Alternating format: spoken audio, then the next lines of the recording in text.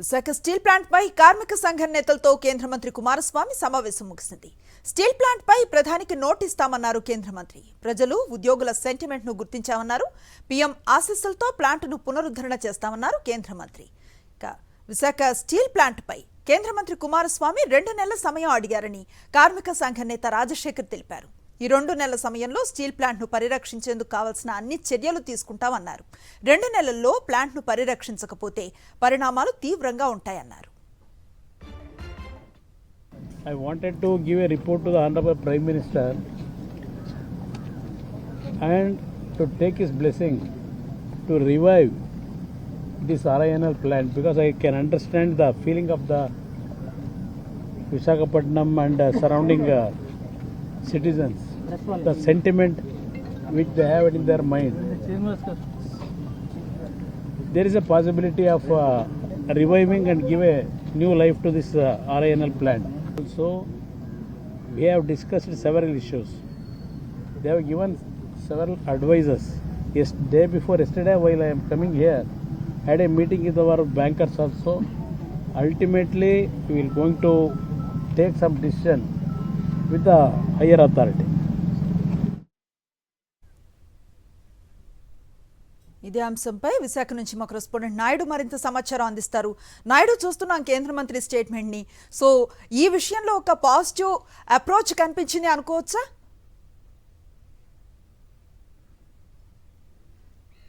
అనుశ్రీ, కార్మిక సంఘాల నేతలతో కొద్దిసేపటి క్రితమే కేంద్ర మంత్రి కుమారస్వామి సమావేశం ముగిసింది. ఈ సమావేశంలో అనేక డిమాండ్లను కార్మిక సంఘాల నేతలు ఆయన ముందుంచారు. అయితే తనకు 2 నెలల సమయం కావాలన్నారు తప్పితే ఖచ్చితంగా 2 నెలల తర్వాత విశాఖ స్టీల్ ప్లాంట్ను ప్రైవేటీకరణ ఆగు తీరుతుందనే హామీని మాత్రము కార్మిక సంఘాల నేతలకు కుమారస్వామి ఇవ్వలేకపోయారు. ఆయన ఇచ్చిన స్టేట్మెంట్ మీద అలాగే వీరు ఏ డిమాండ్లు కుమారస్వామి ముందు ఉంచారు అనే విషయాలు మనతో మాట్లాడడానికి కార్మిక సంఘం నేత వరసాల శ్రీనివాస్ ఉన్నారు. సార్ ప్రధానంగా ఎటువంటి డిమాండ్లను కేంద్ర మంత్రి ముందు ఉంచారు, ఆయన ఇచ్చిన సమాధానం ఏంటి మీకు?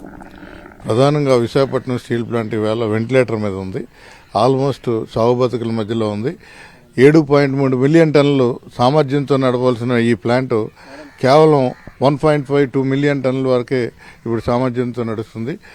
కేంద్ర ప్రభుత్వం ఆంక్షలతో అనేక విభాగాలను ఆపివేసి ఉత్పత్తిని నిలిపివేసి లాభాల్లో నడుస్తున్న కోవిడ్ సమయంలో కూడా 28,000 కోట్ల రూపాయలు టర్నోవర్ చేసి 600 కోట్ల రూపాయల నికర లాభాలు అందించిన ఈ కంపెనీ ఈవేళ ఉద్దేశపూర్వకంగా కేంద్రంలో ఉన్నటువంటి బీజేపీ ప్రభుత్వం దశల వారీగా ఈ ప్లాంట్ని మూసివేయాలి, 100% అమ్మేస్తాం, అమ్మనివ్వకపోతే మూసేస్తాం అని చెప్పి పార్లమెంట్ సాక్షిగా ప్రకటించిన తర్వాత 1200 రోజులు దాటుతుంది. ఈ 1200 రోజుల్లో వారు చేసింది ఒక్కొక్కటి ఆపుకుంటూ రావడం వల్ల 4,000 కోట్ల రూపాయల నష్టాలకు వెళ్ళిపోయాం.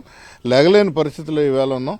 అత్యంత విలువైన ఎక్విప్మెంటు, యంత్ర సామాగ్రి ఏదైతే ఉందో అనేక విభాగాల్లో కుంటుపడింది. దాన్ని వాడలేదు, మనం రెస్ట్ పట్టిపోయే పరిస్థితి ఉంది.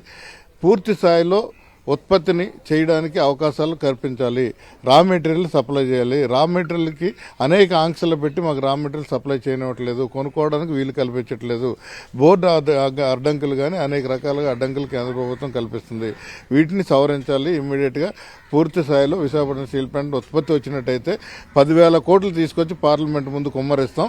ఈ పరిశ్రమ మంచి పరిశ్రమ, దీన్ని బతకనివ్వండి అని చెప్పి కేంద్ర మంత్రి దృష్టికి తీసుకెళ్లడం జరిగింది.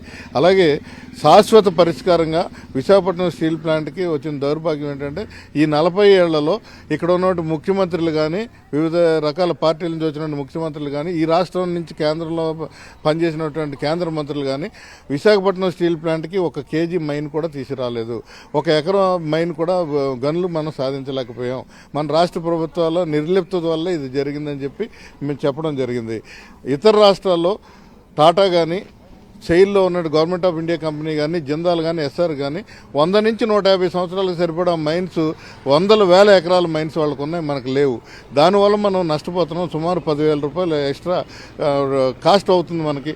కాబట్టి గనులు కేటాయించాలి. లేదంటే సెయిల్లో విలీనం చేసినట్టయితే శాశ్వత పరిష్కారం దొరుకుతుంది. దానికి సెయిల్లో విలీనం చేయడానికి త్వరితగతిన మూవ్ చేయవలసిందిగా విజ్ఞప్తి చేయడం జరిగింది అందరం కూడా.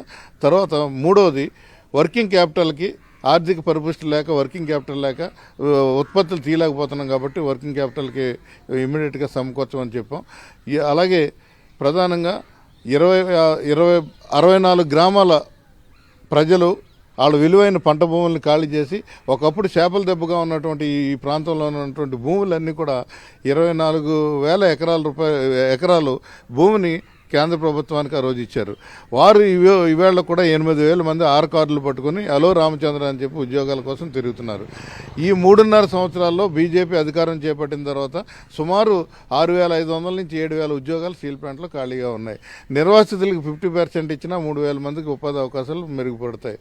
కాబట్టి గత సార్వత్రిక ఎన్నికల ముందు బీజేపీ కానీ అలాగే రాష్ట్ర టీడీపీ కానీ ఉద్యోగ అవకాశాలు కల్పిస్తామని చెప్పారు. కాబట్టి ఆ దిశగా పనిచేయాలని చెప్పి వారిని కోరడం జరిగింది.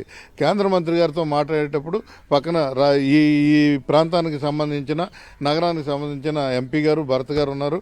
అలాగే రాష్ట్ర తెలుగుదేశం పార్టీ అధ్యక్షులు పల్లా శ్రీనివాస్ గారు కూడా ఆయనతో పాల్గొనడం జరిగింది. ఉక్కు శాఖ డిప్యూటీ మినిస్టర్ కూడా శ్రీనివాస్ వర్మ గారు కూడా ఉన్నారు. వీరందరికీ కూడా మా సవినయంగా తెలియజేసింది ఏంటంటే విశాఖపట్నం స్టీల్ ప్లాంట్ని ప్రభుత్వ రంగంలో కొనసాగించాలి, దీన్ని స్వయం ప్రతిపత్తి కల్పించాలి.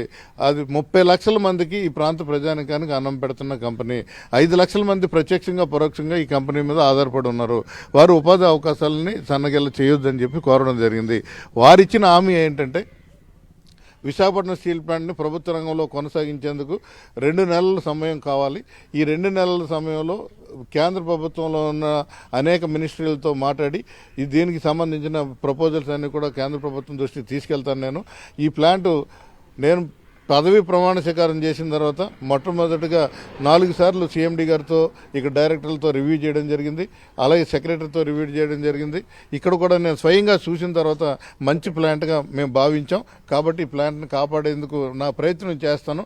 వివిధ మినిస్టర్లతో మాట్లాడిన తర్వాత ఈ ప్లాంట్ ప్రభుత్వ రంగంలో కొనసాగించేందుకు కృషి చేస్తామని చెప్పారు. అయితే కేంద్ర ఉక్కు శాఖ మంత్రి కుమారస్వామి ముందు అనేక డిమాండ్లను ఉంచామని, దానికి 2 నెలలు సమయం అడిగారని కూడా ఇక్కడ ఉన్న కార్మిక సంఘం నేత వర్సాల శ్రీనివాస్ చెప్తున్నారు. Anusri. Right, thank you Naidu.